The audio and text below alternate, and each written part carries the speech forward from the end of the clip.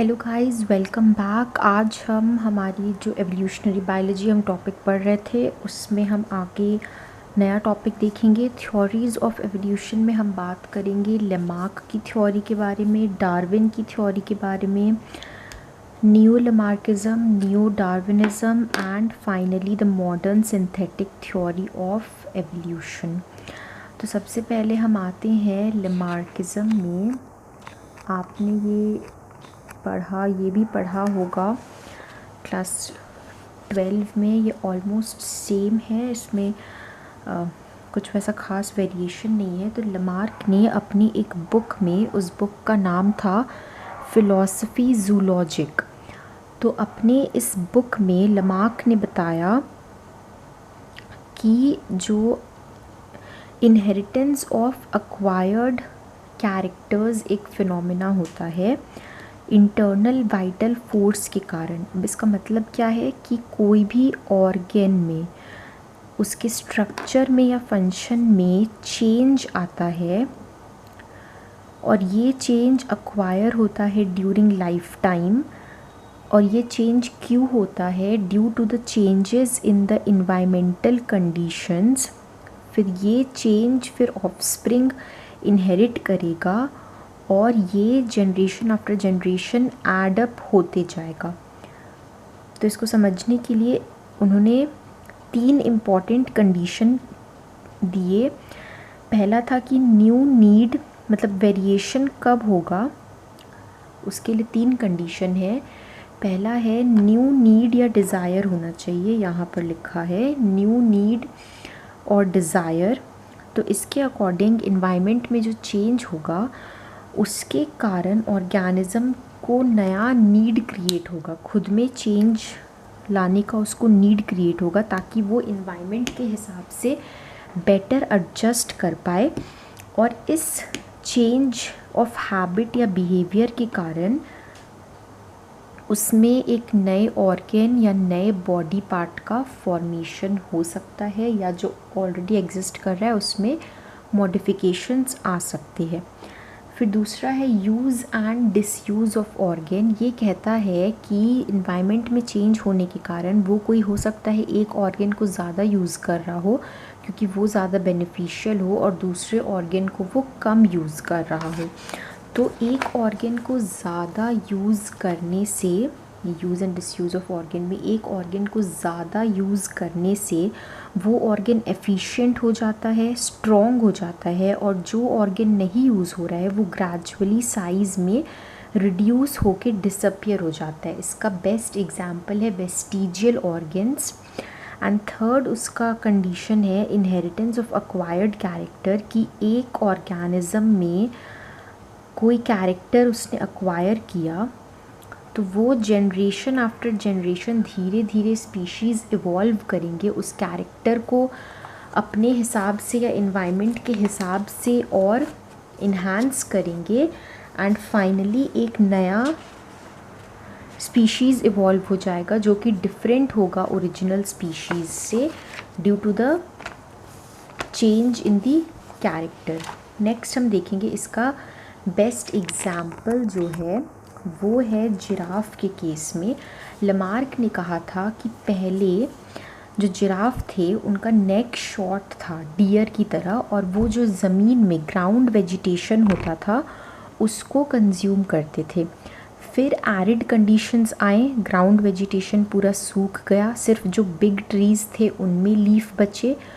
तो सरवाइव करने के लिए जिराफ ने अपना नेक को स्ट्रेच करना शुरू किया ताकि वो ट्री तक पहुंच पाए लीफ खाने के लिए, कोशिश करते थे वो। और इसी तरह स्ट्रेच करते करते जनरेशन आफ्टर जनरेशन उनका लॉन्ग नेक इवॉल्व हो गया, और फिर ये लॉन्ग नेक वाले जिराफ ने रिप्रोड्यूस किया। तो फिर उनके जो जनरेशन्स है उनमें भी लॉन्ग नेक था। यहाँ पर दिया है comparison between Lamarckism and Darwinism, लेकिन ये डिस्कस करने के पहले आपको जानना होगा डार्विनिज्म क्या होता है, तभी हम डिफरेंस डिस्कस कर पाएंगे। फिर कौन सा थ्योरी है जो लेमार्किज्म को सपोर्ट करता है? तो वेस्टिजियल ऑर्गन का थ्योरी, जो कि कहता है कि जो ऑर्गन यूज़ नहीं हुआ है वो धीरे धीरे वीक हो जाएगा और डिसअपियर कर जाएगा, ऐसा लमार्क ने कहा था। और इसका परफेक्ट एग्जाम्पल है वेस्टिजियल ऑर्गन। इसका बहुत सारे एग्जाम्पल्स है, यहाँ पर दिया है पाइथन के केस में। पहले उसमें हाइंड लिम्स, पेल्विक गर्डल सब होते थे, लेकिन वो उसके मूवमेंट को ऑब्स्ट्रक्ट करते थे और उन्होंने क्रॉलिंग मोड शुरू कर दिया। तो क्रॉलिंग मोड के कारण उसे हाइंड लिम का काम ही नहीं पड़ा, तो धीरे धीरे हाइंड लिम हट गया। वो पूरे स्पीशीज़ से ही या ऑर्गेनिज्म से हाइंड लिम का कैरेक्टर ही चला गया। और केव ड्वेलिंग फिशेस में भी आइज़ जो है वेस्टिजियल हो जाते हैं, क्योंकि उनको आइज़ का काम ही नहीं होता है। ये सब थ्योरीज है जो सपोर्ट करते हैं लमार्किज्म को। अब लमार्क का ड्रॉबैक क्या था? ड्रॉबैक था कि ये वेरिएशन कैसे हुआ इसको एक्सप्लेन नहीं कर पाए थे, हेरिटेबल नॉन हेरिटेबल को नहीं डिस्टिंग्विश कर पाए थे। इन्होंने कहा कि सब कुछ हेरिटेबल होता है, मतलब जितना भी वेरिएशन है सारे नेक्स्ट जनरेशन में पास होगा, लेकिन सोमैटिक वेरिएशन जो कि इन्वायरमेंट के कारण वेरिएशन आया है वो नेक्स्ट जनरेशन में पास नहीं होता है। लेकिन वो इस चीज़ को एक्सप्लेन नहीं कर पाए थे। फिर जैसे इन्होंने कहा था कि नया ऑर्गन डेवलप होता है नीड के हिसाब से, तो दूसरे बायोलॉजिस्ट्स ने क्वेश्चन किया कि अगर नीड के हिसाब से होता है तब उस हिसाब से ह्यूमंस में भी विंग्स आ जाने चाहिए थे, क्योंकि humans have always tried to fly, तो उनमें तो विंग्स डेवलप हो जाना चाहिए था।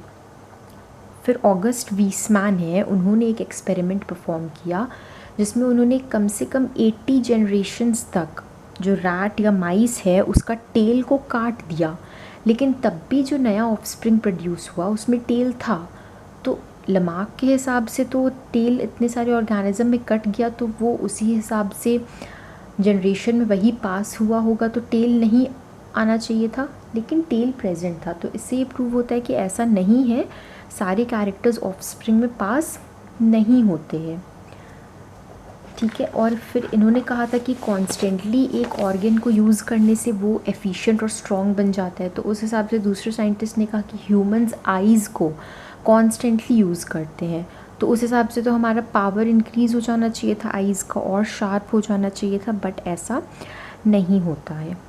फिर हम आते हैं नियो लमार्किज्म में। तो नियो लमार्किज्म एक छोटा सा है, बस ये कहता है कि जो एक्वायर्ड कैरेक्टर्स है वो जर्म प्लाज्म के थ्रू इनहेरिट होते हैं, मतलब कि जो गैमीटिक सेल्स है, जर्म सेल्स है, उसके थ्रू इनहेरिटेंस होता है। और सोमैटिक सेल्स में कुछ भी हो तो वो इनहेरिट नहीं होता है। और इन जर्म सेल्स में अगर कैरेक्टर का अक्यूमुलेशन होता है जनरेशन आफ्टर जनरेशन, तब एक नया स्पीशीज़ ओरिजिनेट करेगा। फिर हम समझेंगे नेक्स्ट है हमारा डार्विनिज़म। डार्विनिज़म वाज गिवन बाय डार्विन। तो ये ऑथर है कौन से बुक के? Origin of species. Charles Darwin एक बहुत बड़े नेचुरलिस्ट थे। वो एक सी वोएज पे गए थे बाय हिज शिप, ये आपने 12th में भी पढ़ा होगा, फेमस है, HMS बीगल से फौना फ्लोरा पढ़ने के लिए। वो गैलापागोस आइलैंड पहुँचे एंड वहाँ पर उन्होंने ये गैलापागोस आइलैंड नेम किया गया था by the name of the tortoise. And यहाँ पे उन्होंने फिंचेस को पढ़ा, जो कि पॉपुलरली कहा जाता है डार्विन्स फिंचेस। और डार्विन्स फिंचेस परफेक्ट एग्जाम्पल है अडैप्टिव रेडिएशन का। ओके, तो अब ये क्या कह रहे थे? इनका कहना था कि सर्वाइवल ऑफ द फिटेस्ट, जो ऑर्गेनिज्म इन्वायरमेंट के हिसाब से बेस्ट है सर्वाइव करने के लिए, वही सर्वाइव करेगा और आगे वही अपने जनरेशन को कंटिन्यू कर पाएगा। तो इनको ये जो थ्योरी ऑफ नेचुरल सिलेक्शन है कि जो बेस्ट है इन्वायरमेंट के हिसाब से बेस्ट सूटेड है वो सर्वाइव करेंगे, बाकी नहीं करेंगे, ये आइडिया इनको कहाँ से आया?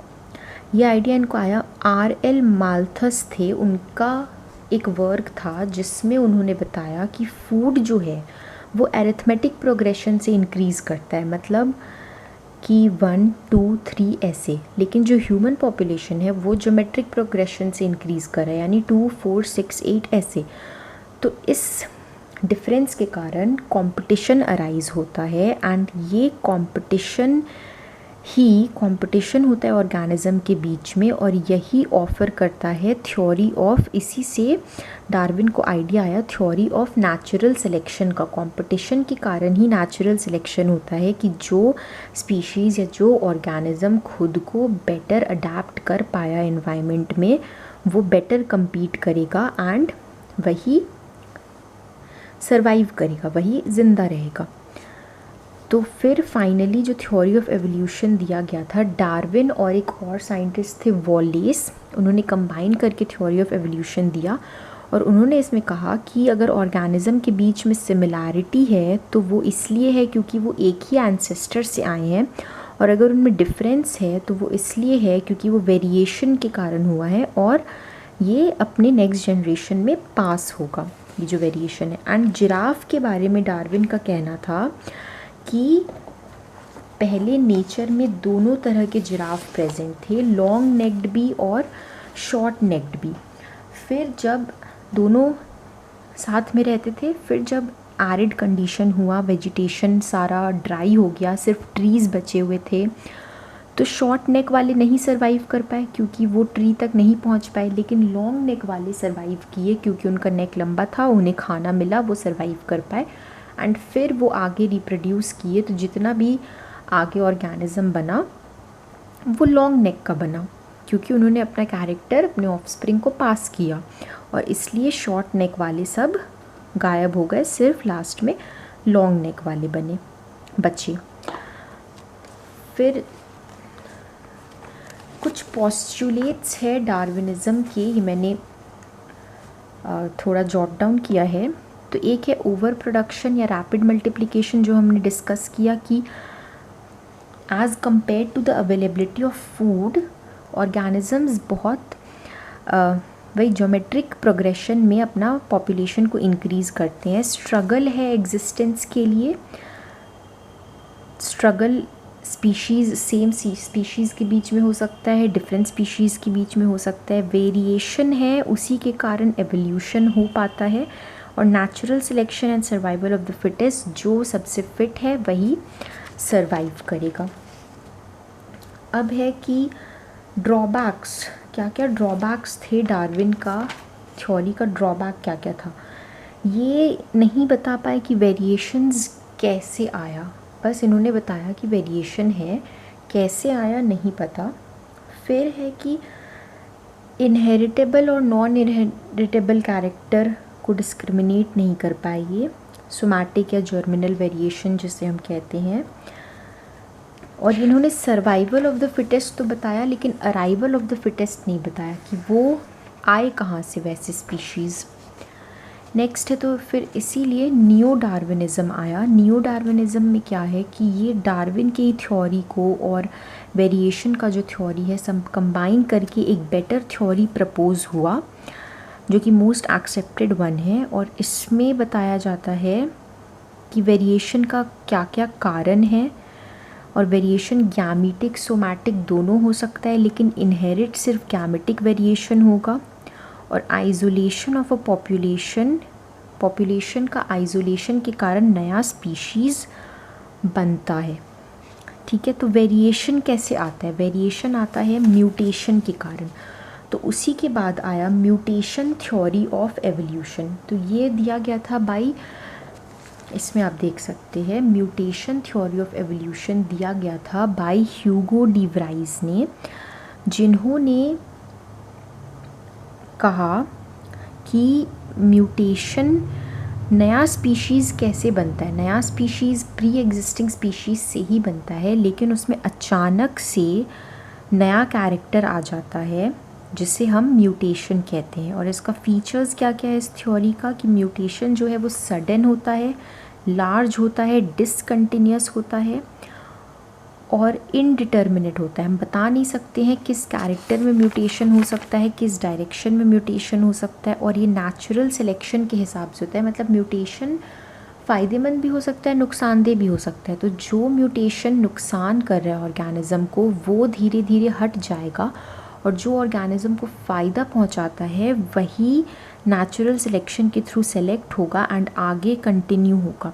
म्यूटेशन यूनिवर्सल है, ये सभी तरह के सेल्स में हो सकता है, चाहे वो गैमेटिक हो चाहे वो सोमैटिक हो।